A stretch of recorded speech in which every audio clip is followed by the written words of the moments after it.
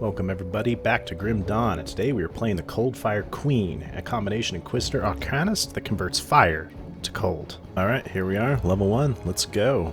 Normal difficulty, fastest for leveling. But first, let's stop by the Crucible and pick up, you guessed it, the Lokar suit. 30% more experience, get this garbage out of our way.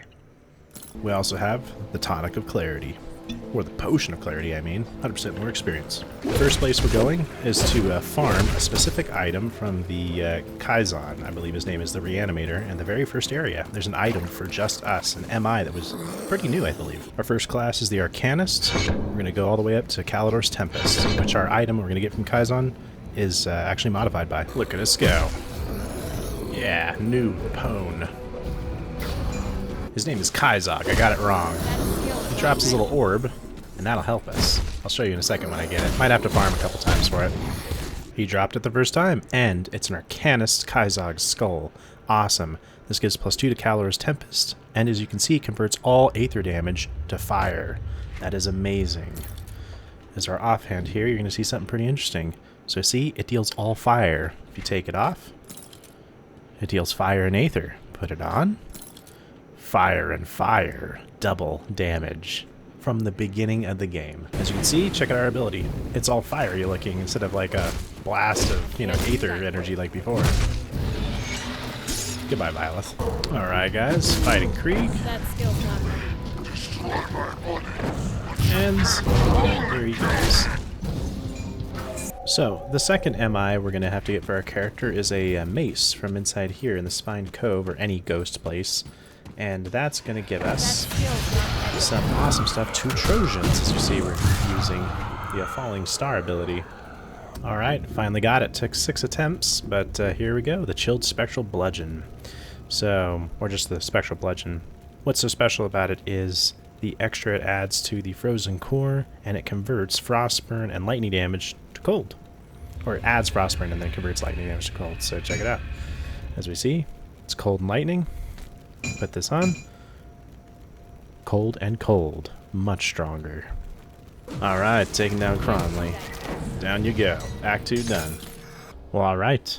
Our playtime is just over 3 hours. Level 44. About to take on Karaz.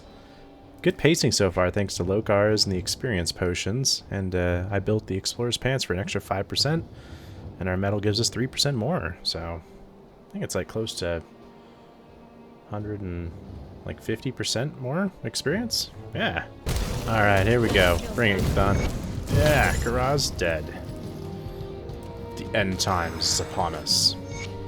Alright, so coming up, we're going to enter the Tomb of the Archon Bartholomew, and that's going to have our third MI for this build, a metal. It's going to replace Kaizog's skull because it converts all of Callidor's Tempest to cold. Some things I picked up is Inquisitorial Seal. That gives us an extra damage absorption, flat damage absorption. So it's not quite as good as Overguard, but it's a super good ability. And it also hurts everybody who stands in it. So we're working our way towards Aura of Censure. We'll go into the hidden chamber here. And here's Nagrathan. I'll deal with him. I even ran out of health potions here in the fight with him. And let's see, he should drop his infrequent. Unfortunately, it looks like he did not drop Nagrathan's medal, so I'll have to farm for that. I'll be back when I get it. So let's talk devotions real quick. I have 20 points, so I just unlocked some crosswords here.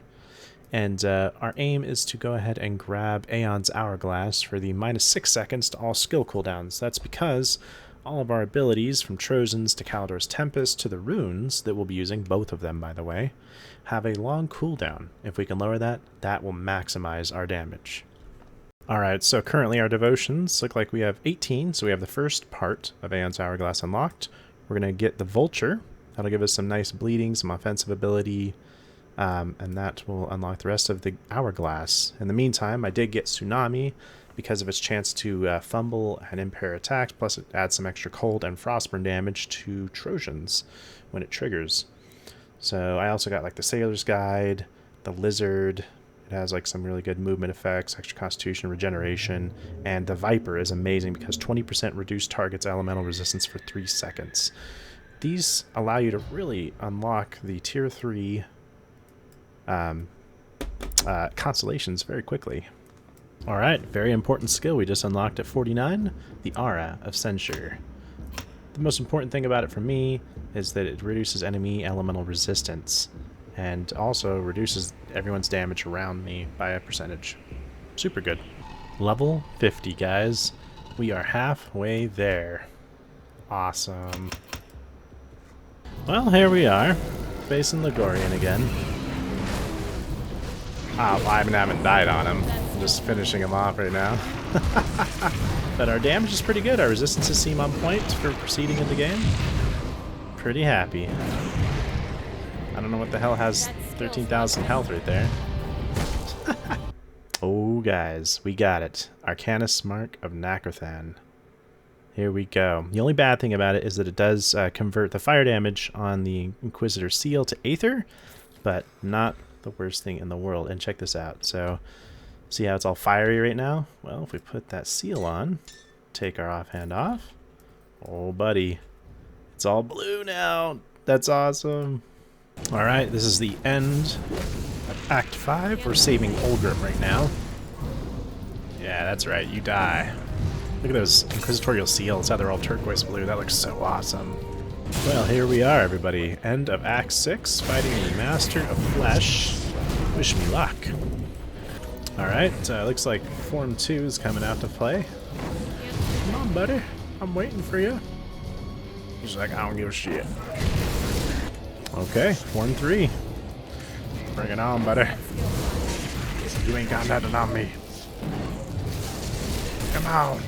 Come on, Cletus, come on! Alright. Oh, shit. And we killed him. Goodbye, Master of the Flesh. End of Act 6 in the bag. Alright, guys, big moment here. Our first T3 devotion. Time dilation. -6 seconds to all currently active cooldowns. So check this out. I put it on Callidor's Tempest, which has a 5-second recharge. Trozan's has a 3-second recharge. And the cool thing is that time dilation actually affects like everything, even our metal, our other celestial abilities, like Tsunami that we have. So this looks pretty cool. So we go like that, and then you have to hit somebody with it. Okay, here we go. So it's on cooldown, right? So we'll put everything on cooldown, even our other abilities. There we go, and then activate it. See, everything just popped. It's so good. You can do a lot of damage and just have like a lot of burst and support. It's awesome. So normally I'd complete most of the quests at this point for Forgotten Gods, but we're at the end of normal. I'm level 65. Most of the mobs are going to be like, you know, blues and greens, which means like they're my level or lower. So I'm just going to unlock the factions, choose one, and then we'll head over to Elite. All right, time for Elite. Starting over. And the wheel turns again. And then there was chaos. So I wasn't quite ready to enter Elite with my resists like this, but it's manageable. So we'll do just fine. I'm going to go ahead and just start leveling and increasing our power, and I'll probably race to get to SOT, try to get some early legendaries there. So I'm definitely needing damage. As you can see, my stuff used to one-shot everything in normal, but now it's taking me like 2 to 4 shots. So that's what we need to focus on as we level our way. So something that can actually really help you if you're in a pinch for damage is the ultimate relic that you get from lying about the Elder in Act 2 being killed. The reason is you can look under Mana Infusion, 500% to all damage. That's going to help big time. Well, everybody, there comes a time in every character's life where they must set aside Lokars, and for me and most other people it's about 70. What happens is your armor rating is about 10, so literally like 10 or 40, something like that, and you just die a bunch. So we've corrected that. I've even put on a yellow because it gave me 50% pierce resistance, which is pretty good. That'll easily be able to carry us in ultimate difficulty, which is the goal of getting all your resistances overcapped. In ultimate, we'll get another negative 25%. We've also kind of corrected our magical damage problem. Before, this was like barely 300%, so we've increased it by 200% almost, and frostburn I've almost increased by, yeah, I think 250%, 300%. So combine that with our 500% from our Sacred Talisman, we're good. So my goal at this point is to go ahead and finish off my devotions, grab Leviathan, So I'm still a little bit off from that, because that'll take me all the way to 55. And then I want to start getting the items that allow me to convert fire damage into cold. And that is the Chill Flame Evoker and the Chains of Nightfire. If I can get either one of those, that's good. If I can get 2 Chill Flame Evokers, I'm good, because I can put on a relic that allows me to dual wield. That'll totally convert everything. And then if we get that, you're going to see a lot of skills change, and, you know, me adopt, like, you know, some of the fire stuff from over here. So, with that being said, we are set. I still have my experience potions giving me 100% experience. And look at that. Damage is much better, but the monsters here are kind of like low level, so I really need to start farming SOT and, you know, make this happen. Okay, everybody. We have unlocked Spider. I've done the Toad and Wolverine and the Quill in order to unlock Leviathan, our second tier 3 devotion. And that's going to give us some much needed damage as we traverse it. And all 5 of our last devotion points will be spent on getting Whirlpool, which is a very large cold and frostburn area of effect with a good slow on it. Alright, everybody, I've unlocked the final point for Leviathan. This thing is going to look so cool. It's actually my first time unlocking it. So, what to put it on? Well, Inquisitor's Seal seems like a perfect fit. Let's check it out and see what it looks like. Oh, a big old pool of water. Look at that. That looks awesome. Good damage from it too. Great area of effect. And we want to stand on that anyways. Most of the time enemies want to come near us. And I use it offensively as well. Triggers quickly. Great skill. Yeah, right. I'm about to fight Ligorian, but we ran into a shrine. It's our last point. 55 devotion points unlocked. And I'm going to get maximized frostburn damage from Leviathan. 585 flat. We get 100% more frostburn damage and 3% maximum cold. Beautiful. Alright, here we go. Fighting Ligorian and elites. We're going to set off all of our stuff here. Yeah, you can already see all of our shit kind of going off. We have a lot damage per second. There's Leviathan in his mouth. Alright, cleaning up. Behold all of our powers combined. It looks pretty cool. I like the way this character looks. We haven't started yet doing our fire conversion, but our damage is good. Our resistances are good. We're ready to move on to ultimates. Yeah, 118 over on Aether. That's never happened with any other character. But we are sitting pretty. Let's get a little selfie. Me and good old Ligorian. So, we're level 79. We've played for 12.5 hours at this point. We're just shy of 80. It's time to go into Ultimate. And there we'll pretty much have to ignore purple bosses and just fight normal monsters to finish up our leveling. I'm going to stay here in Elite and probably do a few SOT runs, see if I can get lucky and get Chains of Nightfire or Chill Flame Evoker. Those are the items that convert fire to cold. There's also Band of Black Ice. And there's also a medal. I think it's like the Howl of the Wretched or something like that. But it's like a small amount, like 30%. But it's enough if I can just get one of the other big items like the belt or the one-hander. So that's our game plan. And once that happens, what we're going to do is we might keep Callidor's Tempest. And then I'm going to get definitely like both of the runes. Because those runes, if you can use both of them, huge, huge damage. Especially with artifact handling. I mean, the ultimate version of this build is using the Runebinder set with a lot of the fire conversion items. But the Runebinder set does not convert by itself, and so that's kind of the tricky part. It needs a lot of items if you want to have it perfect, but if you want to do it budget, like I'm doing, it's pretty cheap. Alright, and here is Alchemos. We should stand a pretty good chance against him. You're not supposed to stand in this stuff, but I feel like the damage absorbed from our Inquisitorial Seal should make us do pretty well. Yeah, we're tanking him. And he's taking a good amount of damage. He is breaking some of my defenses. Good. Alright. Finish him off. No problem. My damage is still a little bit low, but that's really going to go away, you know, after we get some items to kind of increase everything. But not bad.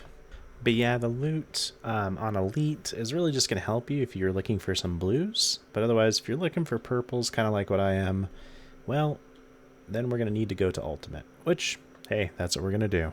So, I'm in ultimate. I'm doing good. My defenses are where they need to be, but we're back to the same old damn problem of not enough damage. These guys have about, half a million health or so. Some of the tougher bosses, like the purples, will have a couple million, and that's just going to take us a while. We're right at that point to where we're at about 1,300% damage, with my relic activated. Without it, 800%. So I really need to buff that up to be ultimate viable. So I need items. That's just the end of it. It's all up to RNG at this point, if I can get what I need. Alright, ask and you shall receive. Just off that one engagement, I was able to upgrade my pants from the Arcane Harmony leggings to the Mythical Shade Leather. Mythical Shade Leather gives us another 64 cold, 58 frostburn, whereas the Arcane Harmony was only 27%.